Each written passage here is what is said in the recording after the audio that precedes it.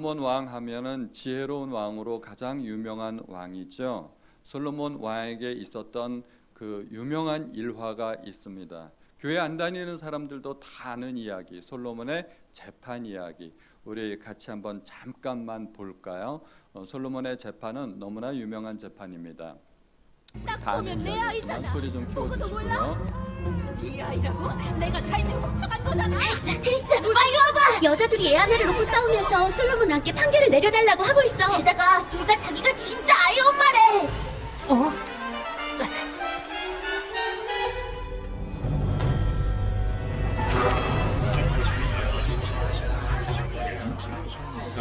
누구 아이인지 증언할 증인도 없는 모양이야. 그럼 솔로몬 왕께서도 결정하기 힘들겠어.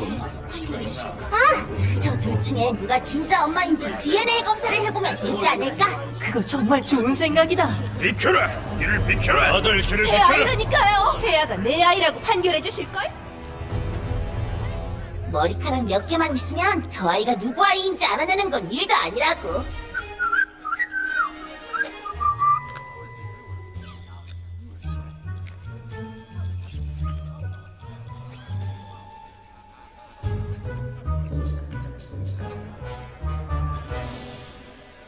안녕, 머리카락 좀 가져갈게. 하나도 안 아파. 그래, 맞다. DNA는 침으로도 검사할 수 있어. 기즈모 빨리 DNA를 분석해야지. 돌아가자마자 연구실에 분석을 맡길 거야. 몇 주만 기다리면 결과가 나와. 기즈모. 폐하가 오셨다.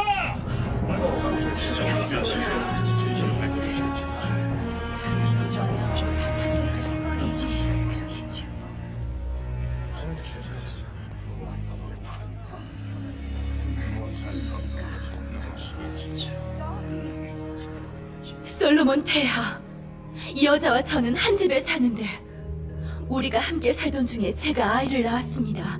사흘 후에 이 여자도 아이를 낳았습니다. 그 집엔 우리 둘밖에 없었습니다.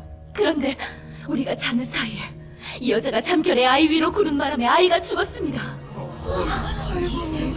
저는 아직 잠들어 있었죠. 그러자 이 여자가 한밤중에 일어나 제 아이를 데려다 자기 품에 두고 죽은 자기 아이를 제 품에 두었습니다. 이튿날 아침 아이에게 젖을 주려고 일어나 보니 아이가 죽어 있었어요. 하지만 아이를 보고는 그 아이가 제 아이가 아닌 것을 알았습니다. 천만에 죽은 아이가 네 아들이고 살아있는 아이는 내 아들이야. 죽은 아이가 네 아들이야. 내 아들은 살아있단 말이야.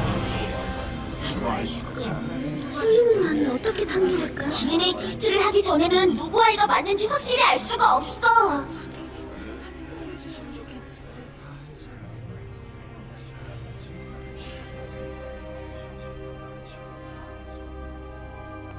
주여, 지혜를 주시옵소서.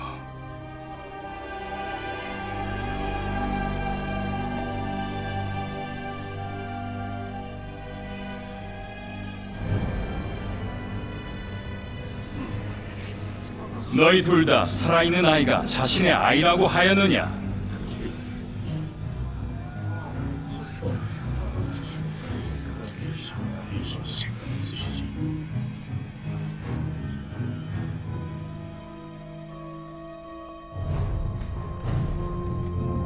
여봐라, 칼을 가져오너라.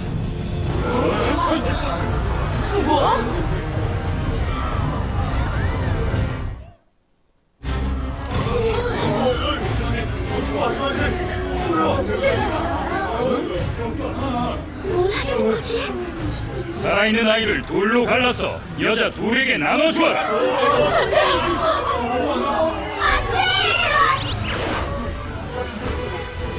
내려놓아라.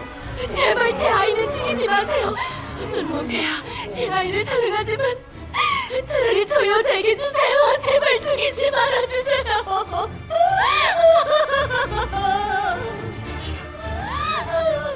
어서 아이를 갈라버리시지요. 누구의 아이도 되지 못하게.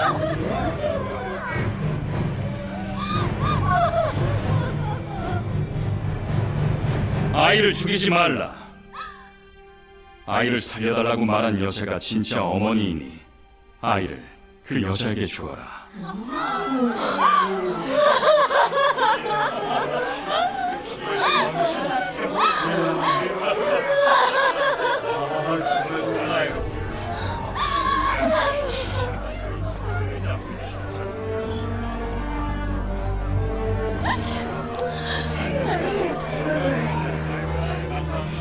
아무도 해결하지 못할 것 같던 문제를 하나님의 지혜로 해결했어. 슈퍼볼이야. 가자.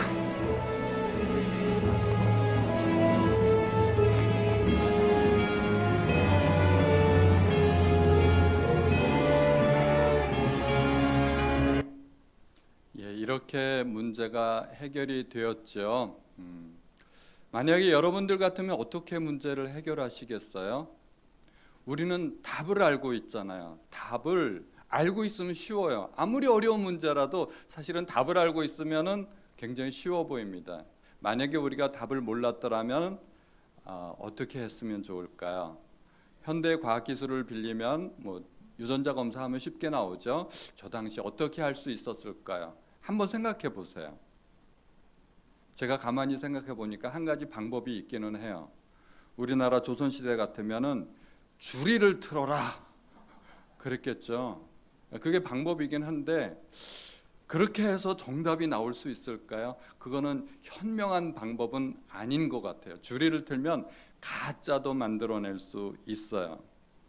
솔로몬 왕은 지혜로울 뿐만 아니라 정말 많은 것을 누렸던 왕입니다. 엄청난 부귀영화가 있었고 평생을 사치스럽게 호화롭게 지냈던 사람입니다. 만약에 솔로몬이 누렸던 그 많은 것들 가운데, 솔로몬이 가졌던 많은 것들 가운데 우리한테 선택해서 딱 하나만 선택하라고 하면, 다 줄 테니까 딱 하나만 선택하라고 하면 우리는 무엇을 선택할 수 있을까요? 뭘 선택하시겠어요? 지혜? 예. 지혜로우십니다. 지혜를 선택하시는 것이 맞습니다. 부귀영화를 선택하면은 어리석은 거죠. 어리석은 겁니다. 혹시 1000명의 아내가 부러우신 분들도 계실까요? 망하는 지름길입니다. 솔로몬에게 있어서 가장 탁월했던 것은 지혜입니다.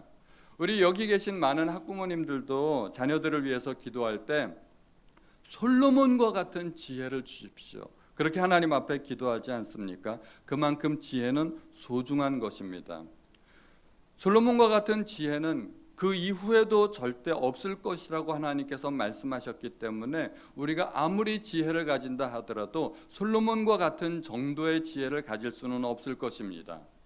그러나 우리도 얼마든지 하나님 앞에 지혜를 구할 수 있고 지혜를 구하면 하나님께서 주실 것입니다.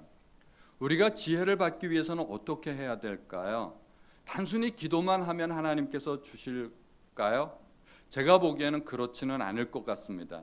기도하면 하나님은 당연히 지혜를 주시겠지만 그러나 하나님께서 지혜를 주실 때 그것이 지혜인지 아닌지를 구별할 수 있는 그런 능력이 있어야 됩니다.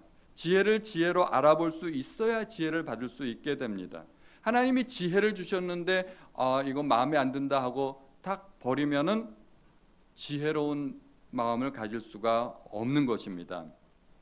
솔로몬이 그렇게 지혜로울 수 있었던 것은 하나님 앞에 지혜를 구했기 때문입니다. 솔로몬이 하나님 앞에 1000마리 희생 번제를 드렸을 때 하나님은 그에게 무엇이든지 구하면 주시겠다고 약속하셨습니다. 세상에 이런 게 어디 있어요? 완전 백지수표 아니에요? 그때 솔로몬은 하나님 앞에 지혜를 구했습니다. 그런데 여기서 우리가 깊이 생각해야 될 게 있어요. 우리는 지혜가 중요하다는 것을 알고 있습니다. 만약에 하나님께서 나에게 똑같은 질문을 하신다면 나도 지혜를 구해야지 그렇게 생각할 수 있습니다. 우리는 답을 알고 있으니까. 그런데 답을 모른다면 어떻게 되었을까요? 솔로몬은 답을 몰랐을까요? 알았을까요? 솔로몬은 하나님 앞에 지혜를 구했을 때 지혜가 중요하다는 사실을 알고 있었습니다. 그래서 지혜를 구할 수 있었던 것이죠. 솔로몬은 어떻게 지혜가 중요하다는 사실을 알았을까요?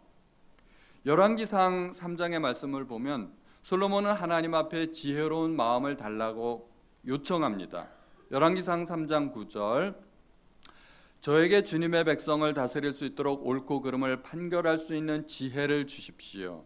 주께서 지혜를 주시지 않으시면 이렇게 많은 주님의 백성을 어떻게 다스릴 수 있겠습니까? 솔로몬의 간구입니다. 그런데 여기서 지혜롭다는 것을 히브리어 단어로 샤마라고 합니다. 이 샤마라는 단어는 지혜롭다, 분별하다 그런 뜻도 있지만 잘 듣는다, 경청한다 그런 뜻도 있습니다.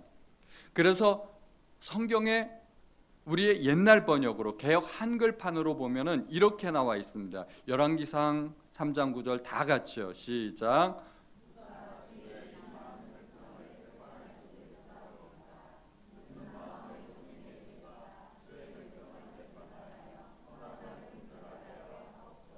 여기에서는 지혜가 듣는 마음으로 번역이 되어 있습니다. 그러므로 지혜로운 마음은 곧 듣는 마음입니다. 우리가 성경책이 이렇게 두껍지만 유대인들이 가장 소중하게 여기는 특별한 성경 구절이 있는데 그 구절을 쉐마 이스라엘이라고 해서 신명기 6장의 말씀입니다. 쉐마는 샤마에서 비롯된 말인데 들으라 하는 말입니다. 이 구절을 특별히 쉐마 이스라엘이라고 부르는 이유는 첫 구절이 이스라엘아 들으라 하고 시작되기 때문입니다.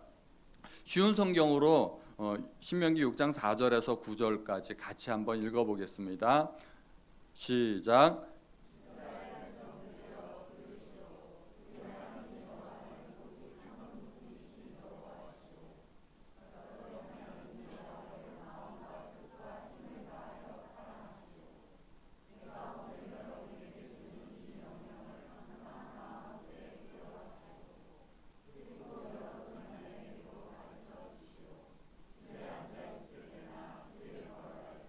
자리에 누워 있을 때나 자리에서 일어날 때 언제든지 그것을 가르쳐 주시오.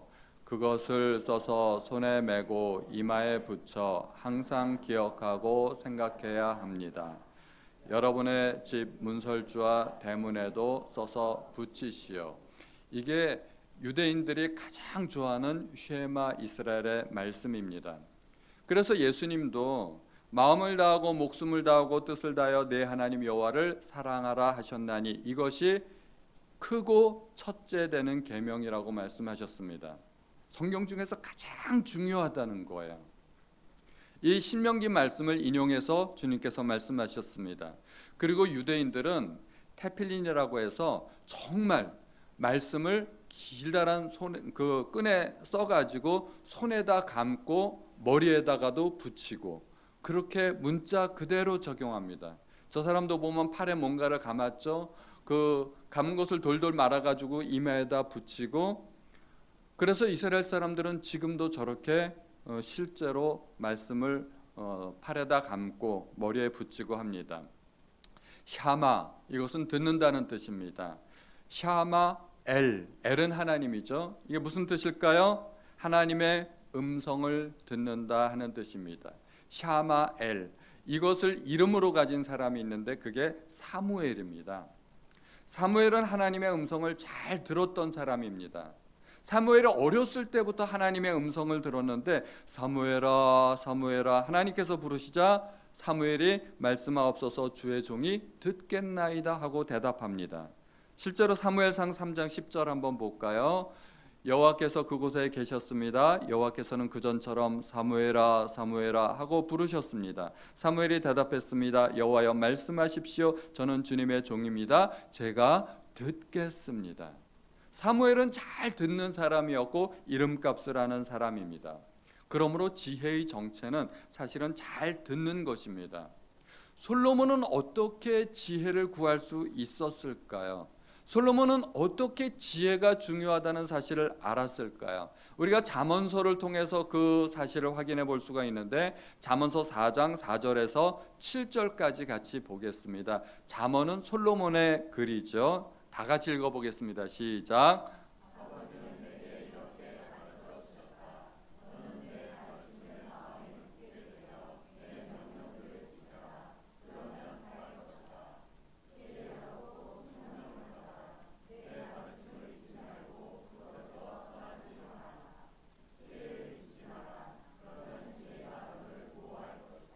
지혜를 사랑하면 그것이 너를 지켜줄 것이다.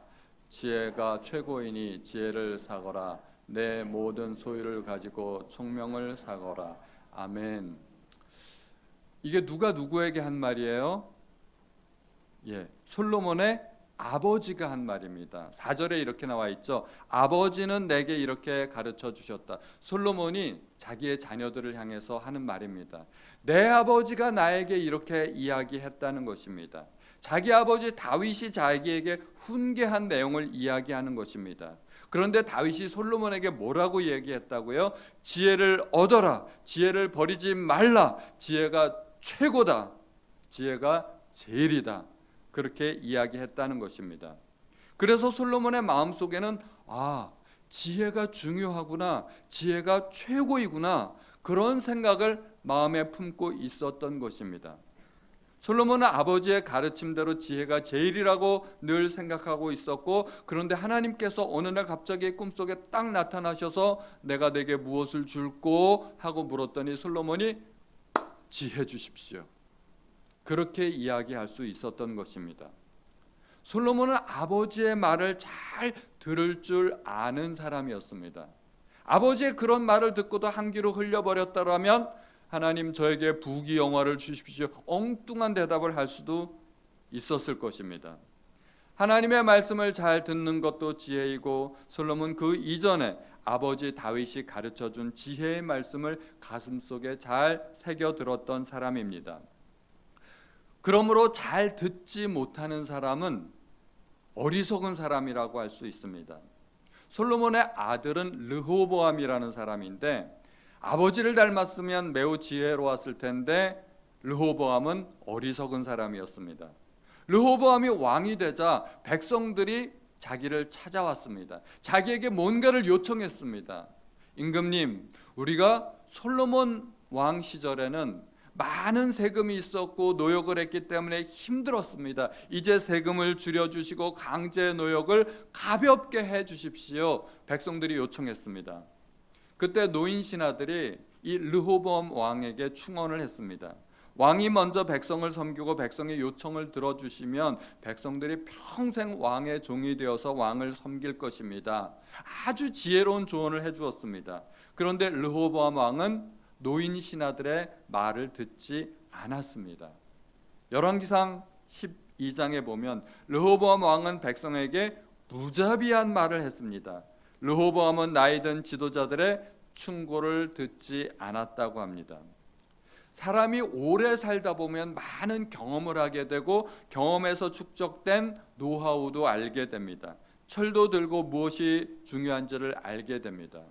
게다가 이 노인 신하들은 어떠한 사람들입니까? 평생을 아버지 솔로몬을 섬기면서 지혜로운 말을 많이 들었던 사람들입니다. 그러므로 이 노인 신하들은 얼마나 지혜로웠겠습니까? 그런 노인 신하들의 가르침은 뼈에 새겨 들어야 됩니다. 그런데 르호보암 왕은 어리석은 선택을 하고 맙니다. 노인들의 지혜를 듣지 못하는 사람이었습니다. 이 르호보암 왕이 노인 신하들의 그 지혜를 거절했기 때문에 백성들 가운데 반란이 일어났고 12지파 가운데 10지파가 독립해서 나라가 분열되는 파탄에 이르고 말았습니다. 왜요? 잘 듣지 않았기 때문에. 그러므로 잘 듣는 것이 지혜입니다. 우리는 들어야 할 것이 많지만 무엇보다도 하나님의 말씀을 잘 들어야 됩니다.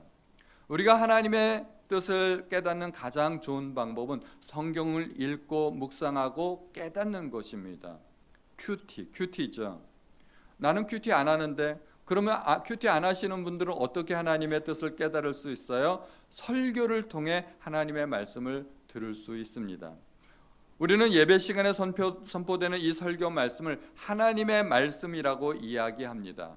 그래서 이렇게 강단에서 메시지가 선포될 때 이것이 하나님께서 나에게 주시는 말씀이구나 하고 깨달을 수 있어야 됩니다. 하나님께서는 가끔은 아주 특별한 방법을 통해서 말씀을 주시는 경우도 있습니다. 꿈이나 환상을 통해서. 잠자는데 갑자기 비자 두 글자가 보일 수도 있습니다.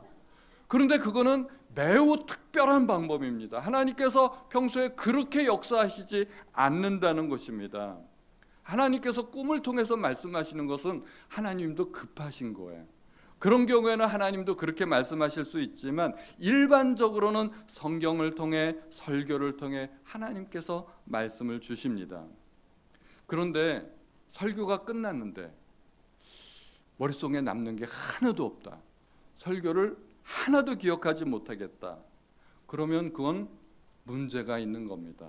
어떤 문제가 있을까요? 마귀가 와서 말씀을 다 빼앗아가는 겁니다. 그래서 그것을 주님은 이렇게 말씀하셨죠. 마가복음 4장 15절에 우리 다 같이요. 시작.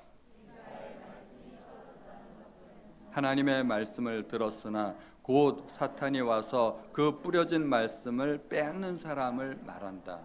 예배가 끝났는데 머릿속이 하얘요. 하나도 기억나는 게 없어요. 그거는 마귀 역사입니다. 내가 머리가 나빠서 기억력이 나빠서 건망증이 심해서 아니에요. 주님은 그것을 마귀 역사라고 이야기합니다. 사탄이 와서 말씀을 빼앗기 때문에 예배가 끝나고도 남는 게 없는 겁니다. 그러면 우리는 이렇게 생각해야 돼요. 사탄이 나에게 역사했구나. 우리는 그런 상황이 오면은 정말 통탄을 해야 됩니다. 내 속에 사탄이 역사했구나. 그래서 우리는 예배 끝나고 식사 후에 말씀 나눔을 합니다. 나눔을 하는 것은 들었던 말씀을 복습하는 겁니다. 복습하면서 내 입으로 설교 말씀을 나누고 나에게 적용하고 내 가슴 속에 새기는 것입니다. 나눔을 하지 않고 그냥 가면 말씀이 하나도 기억이 안 나게 됩니다. 그런데 말씀 나눔을 하면서 마귀에게 빼앗겼던 그 말씀을 내가 다시 빼앗아 오는 것입니다. 우리는 반드시 나눔을 해야 됩니다. 우리 중고등부 학생들도 지혜가 있으면 얼마나 좋겠어요. 지혜가 있기를 바랍니다. 우리 초등부, 중고등부 학생들 지혜가 있으시기 바랍니다. 그런데 그 지혜는 공부한다고 얻어지는 것이 아닙니다. 하나님의 말씀을 잘 새겨 들으시기 바랍니다. 잘 듣는 것이 지혜입니다. 우리는 하나님의 말씀도 잘 들어야 되지만 하나님께서 사람에게 지혜를 주시는 두 번째 통로가 있습니다. 하나님께서는 다이렉트로 사람에게 지혜를 주시는 경우도 있지만 대체로 사람을 통해서 지혜를 전달해 주시는 경우가 많습니다. 특별히 우리 자녀들 같은 경우에는 부모님을 통해서 지혜의 말씀을 주시는 경우가 많습니다. 잘 새겨 들으시기 바랍니다. 솔로몬은 지혜가 중요한 줄을 알았어요. 어떻게 알았다고요? 아버지 다윗의 말을 잘 들었기 때문에. 그래서 지혜가 중요하다는 것을 알았고 하나님께서 무엇을 줄까 물었을 때 지혜를 주십시오 하고 구할 수 있었던 것입니다. 르호보암 왕은 노인 신하들을 통해서 지혜가 오는데도 불구하고 이거 내 마음에 안 들어 하고 거절했기 때문에 지혜로운 판단을 할 수 없었던 것입니다. 그러므로 사람이 지혜로워지려면 기도도 열심히 해야 되지만 지혜로운 사람의 말을 잘 들어야 됩니다. 어떤 말을 잘 들어야 되는가 하면 특별히 듣기 싫은 말을 잘 듣는 것이 진정한 지혜입니다. 내가 좋아하는 말만 들으면은요, 그거는 지혜가 아닙니다. 그것은 어리석은 것입니다. 노인 신하들이 르호보암에게 조언을 했을 때 르호보암 왕은 그것이 얼마나 듣기 싫었겠어요. 열왕기상 12장에 보면은 이렇게 나오죠. 7절에 그들이 대답했습니다. 노인 신하들의 대답입니다. 왕은 오늘 이 백성들에게 종이 하는 것처럼 그들을 섬겨야 합니다. 그들에게 친절한 말로 대답해 주십시오. 그러면 그들이 언제나 왕을 섬길 것입니다. 이건 정말 대단히 지혜로운 대답입니다. 그런데 이 왕은 젊어요. 혈기가 있어요. 이 젊은 왕이 혈기를 부리고 싶고 백성들 위해 군림하고 싶은데 노인들은 반대요. 백성들을 먼저 섬기라고 이야기합니다. 좋은 말로 대답하라고 하니까 듣고 싶지 않았던 것입니다. 그래서 젊은 사람들이 절대로 윗세대의 말을 잘 들으려고 하지 않습니다. 우리 젊은 사람들은 윗세대의 그 조언을 잘 새겨 들으셔야 될 줄로 믿습니다. 저도 잔소리를 좀 하는 경우가 있습니다. 예전에 제가 집에서 아이들한테 잔소리를 하면은 큰애는 지금 미국에 갔지만 재영이가 뭐라고 얘기를 하냐면 오케이. 정말 오케이인지 잘 모르겠어요. 재은이한테 뭔가 좀 얘기를 하면은 알았다고요. 정말 알았는지. 재민이한테 뭐라고 좀 얘기를 하면 아빠. 하여튼간 별로 잘 듣고 싶지 않다는 얘기겠죠. 제가 아내한테 잔소리를 하면 아내는 뭐라고 하냐면 1절만 하세요. 근데 요즘은 그런 말을 안 하더라고요. 제 아내가 참 지혜로워진 것 같아요. 근데 요즘은 아내가 저한테 잔소리를 좀 해요. 아내가 저한테 잔소리를 하면 저는 어떻게 할까요? 쉿! 세상에 잔소리 듣고 싶어하는 사람은 아무도 없습니다. 저희 집에서도요. 명색이 목사 가정인데 아무도 잔소리를 듣고 싶어하지 않습니다. 그런데 그 듣기 싫어하는 그 속에 진리가 있고 지혜가 있고 명철이 있습니다. 잔소리가 뭐예요? 내가 이미 아는 이야기, 충분히 들었던 이야기, 듣기 싫은 이야기, 듣고 또 반복해서 들어야 하는 이야기, 그런 게 잔소리인데 사실은 그 속에 지혜가 있다는 것입니다. 잔소리를 잘 들어야 지혜로운 사람이 될 수 있습니다. 솔로몬은 잔소리 많이 했을까요? 안 했을까요? 잔소리 많이 했습니다. 잠언을 읽어보면 아세요. 잠언을 읽어보면 앞에서 했던 얘기 중간에 또 하고 뒤에서 또 하고 얼마나 반복해서 같은 이야기를 또 하고 하는지 몰라요. 솔로몬도 잔소리 많이 했습니다. 우리는 잔소리도 새겨 들을 수 있어야 됩니다. 우리는 아무리 지혜로워져도 솔로몬만큼 지혜로워질 수는 없습니다. 하나님은 이미 천하 만민 중에 솔로몬에게 최고의 지혜를 주시겠다고 약속했기 때문에 솔로몬과 같은 지혜를 가질 수 있는 사람은 우리 세대에도 없고 앞으로도 절대로 없을 것입니다. 그러나 적어도 우리는 지금보다는 나아질 수 있고 지금보다는 지혜로워질 수 있습니다. 우리가 인생을 살아가면서 실수하는 이유는 지혜가 없기 때문입니다. 그때 내가 조금만 더 지혜로웠더라면 그런 실수는 하지 않았을 텐데, 이런 생각을 종종 하지 않습니까? 우리는 누구나 인생에 실수를 범하고 잘못 선택하고 심지어 보이스피싱 당해서 수천만 원을 날리기도 하고 지혜가 없기 때문에 여러 가지 고난을 당합니다. 그러므로 우리는 지혜를 소중히 여길 수 있어야 합니다. 누구나 지혜가 소중하다는 사실을 압니다. 그리고 지혜롭게 되기를 원합니다. 그런데 실제로 지혜롭게 되는 사람은 많지 않습니다. 왜 그럴까요? 듣는 것이 그만큼 어렵기 때문입니다. 누구나 소원은 있지만 지혜롭게 되지 않습니다. 누구나 잘 듣는 사람이 되는 것은 아니기 때문입니다.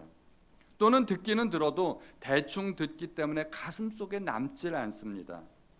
하나님의 말씀을 들어도 대충 듣지 마시고 가슴속에 콱 박히게 그렇게 들어야 됩니다. 잘 박힌 못처럼, 성경에는 그렇게 나오죠. 잘 박힌 못처럼 우리 가슴속에 새겨야 됩니다. 잠언에 보면 지혜가 생명이라는 말이 얼마나 많이 나오는지 모릅니다. 지혜가 생명이다. 지혜를 붙들어라. 그러므로 설교 한마디를 들어도 생명줄을 붙드는 것처럼 그렇게 붙들 수 있어야 됩니다. 듣기 싫은 말을 들을 때에도 그 말이 지혜다 이렇게 생각을 하면 받을 수 있습니다. 들을 수 있습니다. 그러므로 우리 성도님들은 설교 말씀을 들으실 때, 주변에서 지혜로운 말씀을 들을 때 듣기 싫어도 자존심 꽉 누르고 이 속에 생명이 있다 생각을 하시면 들을 수 있으실 것입니다. 가슴속 깊은 곳에 지혜를 새기시고 지혜로 충만하신 우리 모든 성도님들 되시기를 주님의 이름으로 축원드립니다.